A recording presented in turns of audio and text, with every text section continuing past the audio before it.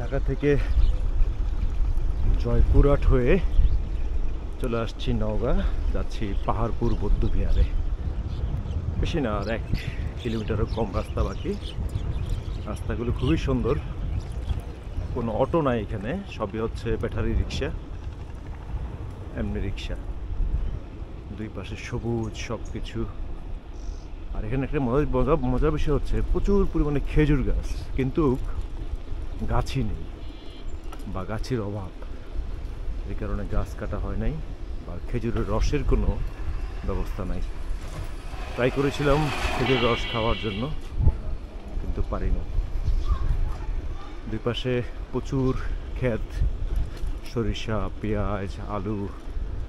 এখন দেখলাম কেউ কেউ আবার ধান রোপণ করতেছে। এবং এই জায়গার মানুষগুলো খুব ভালো লাগছে আমার কাছে। সকাল থেকে তারা খুব কিউরিয়াসিটি আমাদেরকে দেখে, কোথায় যাচ্ছি, কোত্থেকে আসছি। ব্যবহার খুব ভালো লেগেছে বিষয়টা। আর এদিকে প্রচুর পুকুর, পানি কম বা বেশি বিষয় না, বাট প্রচণ্ড পুকুর। পাহাড়পুর বাজার 2 কিলোমিটার। আসসালামু আলাইকুম। এই যে আম বাগান, ঘর বাড়ি সব চারদিকে। এখানে পিছন দিকে প্রচুর মাটির ঘর ছিল, সামনে একটা পুলিশ ফাঁড়ি আছে, পাহাড়পুর পুলিশ ফাঁড়ি। পাহাড়পুর বাজার। তো এটা হেমন্তর 82তম রাইড, লং রাইড উত্তরবঙ্গ। এই পাহাড়পুর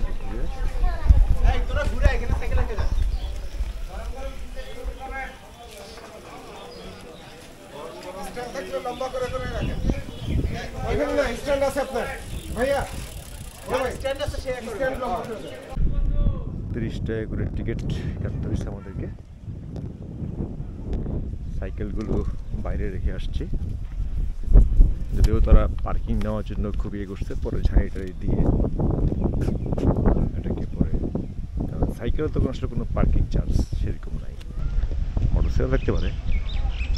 তো ওটা হচ্ছে জাদুঘর, মূলত পাহাড়পুর জাদুঘর। সুন্দর কিছু বট গাছ, এখানে ওয়াকওয়ে পুরোটাই। সকাল সকালে অনেক দর্শনার্থী চলে আসছে। নওগাঁ পাহাড়পুর বৌদ্ধবিহার বা সোমপুর বৌদ্ধবিহার, চারদিকে সব ভিক্ষুকদের কক্ষ,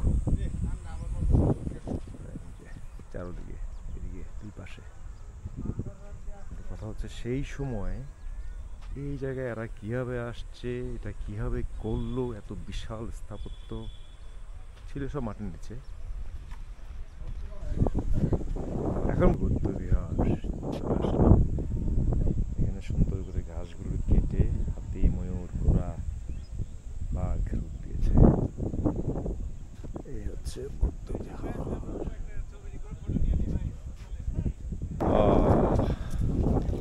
জটিল জিনিসটা।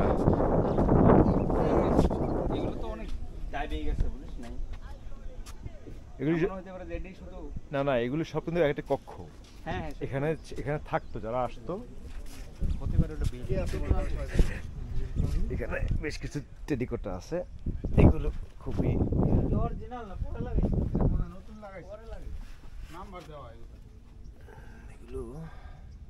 এগুলো সুন্দর না ভাই, এদিকে আসেন, এদিকে ভিতরে আরো সুন্দর।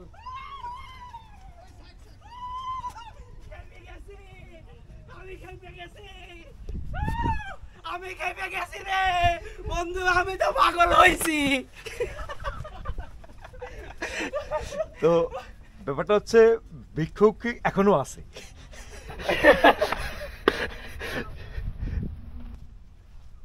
যে এখানে নিচে ওরা টেরিকোটা খুব ইউজ করছে এখানে জায়গায় জায়গায়।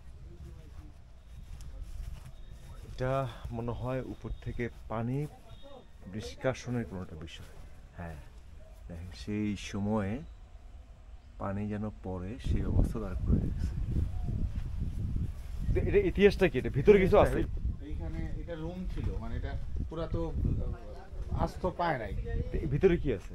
এই দেওয়ালের ওই পারে কি? মানে উপরেই ছিল, এটা রুম ছিল, এখানে শিক্ষানবিশ হতো বৌদ্ধদের। ওটা বুঝছি, কিন্তু এই তার মানে এগুলোর ভিতরে সব রুম। হ্যাঁ, ওইভাবে পাইছে। মাটির নিচে ছিল, আস্তে আস্তে এগুলো খনন করে করা হয়েছে। আসলে সেই সময়ের এগুলো বৌদ্ধবিহারের অংশ বিশেষ। Say hi.